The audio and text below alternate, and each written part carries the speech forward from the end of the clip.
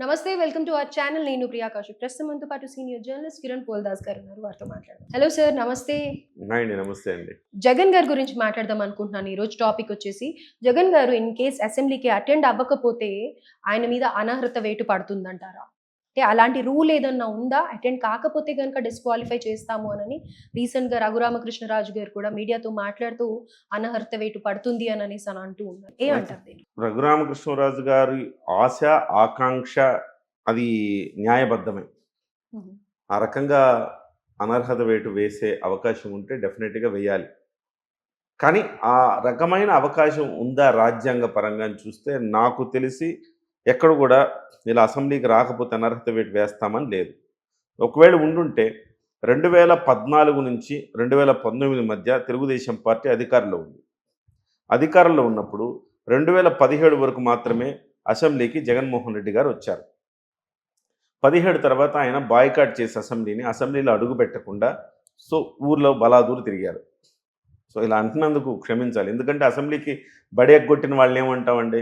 హ్మ్. బలాదూరు తిరుగుతున్నావారాను, స్కూల్ ఎగ్గొట్టి, కాలేజ్ ఎగ్గొట్టి బలాదూరు తిరుగుతున్నావారా, చెడు తిరుగుతున్నావా అంటాం. అట్లానే అనాల్సి వస్తుంది. ఎందుకంటే దేవాలయం అది. ప్రజాస్వామ్యానికి దేవాలయం అసెంబ్లీ అనేది కానీ, పార్లమెంట్ అనేది కానీ ప్రజాస్వామ్యానికి దేవాలయం. ఓకే. ఎవరినైతే గెలిపిస్తారో వాళ్ళు ఖచ్చితంగా అసెంబ్లీకో, పార్లమెంటుకో వెళ్లాల్సిన అవసరం ఉంది. అది వాళ్ళ బాధ్యత.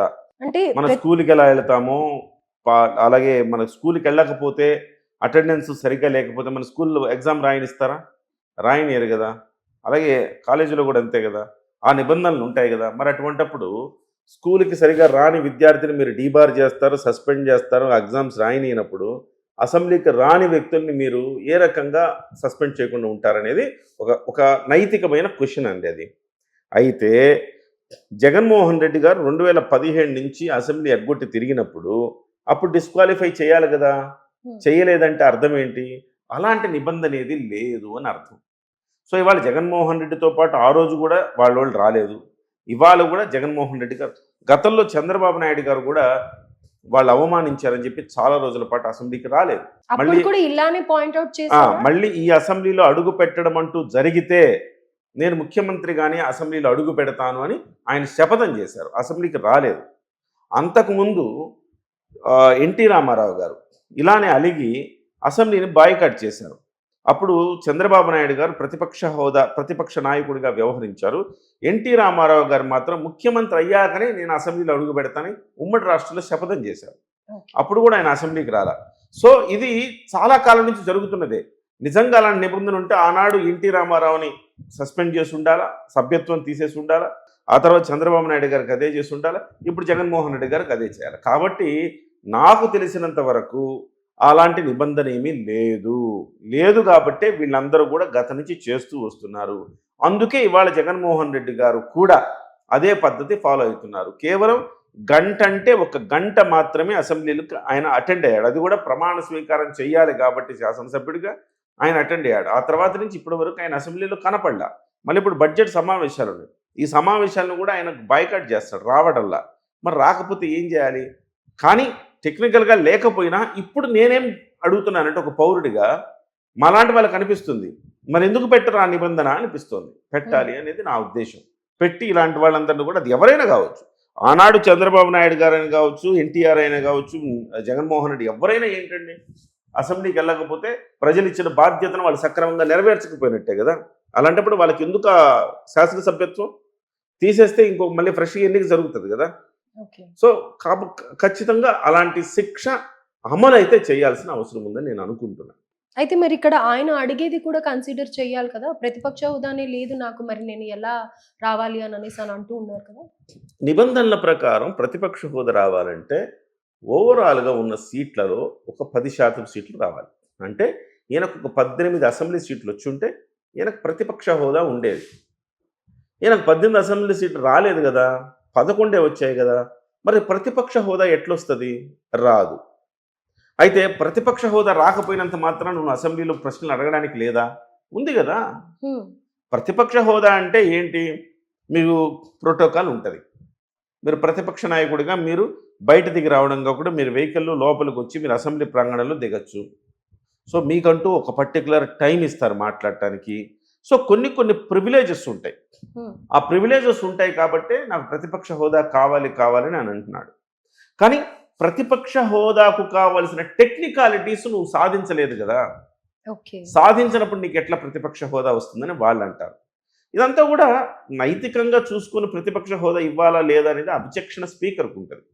స్పీకర్ నిర్ణయించుకోవాలి. స్పీకరు లేదు వీళ్ళకి ప్రతిపక్ష హోదా ఇవ్వచ్చు, ఇద్దాము, వీళ్ళే కదా ప్రతిపక్షం ఇవ్వాల, వాళ్ళకి ఇవ్వకపోతే ఇంకెవరైనా ఉన్నారు ప్రతిపక్షం, ఎవరు లేరు కదా, మరి వీళ్ళకి ఇవ్వకపోతే ఎట్లా ప్రతిపక్ష హోదా అని ఇవ్వాల్సిన బాధ్యత ఆ విచక్షణ స్పీకర్ గారికి మాత్రమే ఉంది. మరి స్పీకరు ఎవరు? అధికార పార్టీ నియమించిన వ్యక్తే స్పీకర్ ఉంటారు. మరి అటువంటిప్పుడు అధికార పార్టీ ఆమోదం లేకుండా వాళ్ళ ఆలోచనలకు భిన్నంగా ఎట్లగా ఆ ప్రతిపక్ష హోదా ఇస్తారు? అయితే కొన్ని కొన్ని చోట్ల ఇచ్చారు. ఇప్పుడు ఢిల్లీలో బీజేపీకి ప్రతిపక్ష హోదా ఇచ్చారని చెప్తున్నారు. అదే సమయంలో జాతీయ స్థాయిలో రాహుల్ గాంధీ గారికి ప్రతిపక్ష హోదా ఇవ్వలేదు లాస్ట్ టైం. సో అలాంటప్పుడు ఇవ్వాలి ఇవ్వకూడదనేది స్పీకర్ విచక్షణ. ఇచ్చినా ఇవ్వకపోయినా అసెంబ్లీకి వెళ్ళాలనేది నీ బాధ్యత. నువ్వు అసెంబ్లీకి వెళ్ళి కొట్లాడు, నాకు ప్రతిపక్ష హోదా ఇవ్వాలి ఇవ్వట్లేదని చెప్పి అసెంబ్లీలో కొట్లాడు. అసెంబ్లీలో కొట్లాడితే జనం కూడా చూస్తారు, జనం సానుభూతి వస్తుంది కదా. అయ్యో పాపం జగన్మోహన్ రెడ్డికి ప్రతిపక్ష హోదా కూడా ఇవ్వకుండా ఆడుకుంటున్నారు, ఏమైంది ప్రతిపక్షం ఆయన ఒక్కడే కదా ఇస్తే ఏమవుద్దని జనానికి అనిపిస్తుంది. అట్లా కాకుండా మీరు అసెంబ్లీని ఎగ్గొట్టి బలాదూరు బయట తిరుగుతూ ఉంటే జనం మీ మీద ఊమేస్తున్నారు. అంటే ఇప్పుడు ఆయన ఒకవేళ అసెంబ్లీ అటెండ్ అయినా కానీ మాట్లాడడానికి ఏం ఉండదా? ఆయనకు ఆ రైట్స్ ఏమి ఉండవు? మాట్లాడచ్చు. డెఫినెట్గా ఉంటుంది. ఓకే, ఏమన్నా పాయింట్ అవుట్ చేసి ఇది అని చెప్పి రేస్ చేయొచ్చా? డెఫినెట్గా అదే నేను అంటున్నా, డెఫినెట్గా ఉంటుంది. అయితే ప్రతిపక్ష నాయకుడి హోదా ఉంటే ప్రివిలేజ్ అనమాట, మస్ట్ అండ్ షుడ్ ప్రతి అంశం మీద ఆయన స్పందన తీసుకోవాల్సిందే. కానీ ప్రతిపక్ష నాయకుడి హోదా లేకపోవటం వల్ల ఆయన అడగాలి, నాకు మాట్లాడే అవకాశం ఇవ్వండి అని అడగాలి. ఓకే, సరే మీరు అడుగుతారు, వాళ్ళు ఇవ్వరు, అందుకే నేను వెళ్ళట్లేదు అంటున్నారు అనుకోండి, మీరు అడగండి, వాళ్ళు ఇవ్వట్లేదు అనేది ఎక్స్పోజ్ చేయండి. జనానికి మీరు పడుతున్న కష్టం తెలుస్తుంది. అసలు వెళితే కదా జనానికి మీరు పడుతున్న కష్టం తెలుస్తుంది. జనం తరపున వాయిస్ రేస్ చేద్దామంటే కనీసం మైక్ కూడా ఇవ్వట్లేదని అది అధికార పక్షానికే కదా మైనస్ అవుతుంది. దాన్ని యూటిలైజ్ చేసుకోవడం కూడా తెలియకపోతే ఎట్లా? కాకపోతే ఒక విషయంలో జగన్మోహన్ రెడ్డి గారు భయపడుతున్నారు. ఎందుకు? తనను ఎక్కడ ర్యాగింగ్ చేస్తారో, తనను ఎక్కడ అవమానిస్తారో, తనను ఎక్కడ ఇబ్బంది పెడతారో. 11 మందే కదా, వాళ్ళు 164 మంది ఉన్నారు కదా, లిటరల్లీ ర్యాగింగ్ చేస్తారేమో అని అనుకుంటున్నారు. కానీ అలాంటి జగన్మోహన్ రెడ్డి గారు తను అధికారంలో ఉన్నప్పుడు నారా చంద్రబాబు నాయుడు గారిని, అంత పెద్ద సీనియర్ నాయకుడిని కూడా అవమానించారు. చివరికి ఆయన కుటుంబాన్ని కూడా అవమాన పాలు చేశారు. ఆయన సతీమణిని కూడా అవమానించారు. ఒక రకంగా చెప్పాలంటే లోకేష్ పుట్టుక గురించిన మాటలు, జుగుప్సాకరమైన మాటలు మాట్లాడి అవమానించారు, బూతులు తిట్టారు. ఇంతకంటే దారుణం, దౌర్భాగ్యం ఉంటుందా? ఆ రోజు మరి జగన్మోహన్ రెడ్డి గారికి తెలియదా? అసెంబ్లీలో తక్కువ 23 మంది ఉంటేనే ఇలా అవమానించారంటే 11 మంది రేపు పొద్దున మనకి 10 మంది వస్తే మనల్ని మామూలుగా ఆడుకోరని తెలియదా? తెలుసు కదా. సో మరి అటువంటిప్పుడు ఎందుకు చేశాడు? సో అసెంబ్లీకి రాకపోవడమే మొదటి తప్పు. ఏదో భయపడితే రాజకీయ నాయకుడు ఎట్లా అవుతారండి? అదే పవన్ కళ్యాణ్ గారిని ఒక్కడిని గెలిపించుండండి, అసెంబ్లీకి రాకుండా ఉంటాడా? వస్తాడు కదా. మీరు ఫైట్ చేస్తేనే మిమ్మల్ని ఫైటర్గా గుర్తిస్తారు జనం, అప్పుడే మీకు సానుభూతి లాంటివి వస్తాయి. అది కూడా కనీసం జగన్మోహన్ రెడ్డి గారు తెలుసుకోలేకపోతే అంతకు మించిన అంటే రాజకీయంగా జగన్ పరిపక్వత చెందలేదని మనం భావించాలి. అంటే ఆయన ఫీల్ అవుతుండొచ్చు, గతంలో మేము ఇలా చేశాం కదా కాబట్టి మళ్ళీ నాకు కూడా అలా జరిగే అవకాశం ఉంది అని ఫీల్ అవుతున్నారేమో అని అనిపిస్తుంది. రైట్? ఫీల్ అవ్వడం కాదు, లిటరల్లీ భయపడుతున్నారు. భయపడుతున్నారు. ఎక్కడెక్కడ ఏమేమి తీస్తారు, ఎలాంటి అవమానాలు గురి చేస్తారు, ఎందుకు వచ్చింది మనం వెళ్ళి ఇబ్బంది పడ్డం దీనికనే ఒక భావనలో ఆయన అసెంబ్లీని ఎగ్గొడుతున్నారని నాకు అనిపిస్తుంది. ప్రజా సమస్యల మీద వీటి మీద కాదు, తనని ఎక్కడ కార్నర్ చేస్తారు ఎదుర్కోలేడు. జగన్మోహన్ రెడ్డి సమస్య ఏంటంటే ఒక ప్రెస్ మీట్ కూడా ధైర్యంగా పెట్టలేడు, ఎదుటివాడు ఏదైనా క్వశ్చన్ అడిగితే చెప్పలేడు.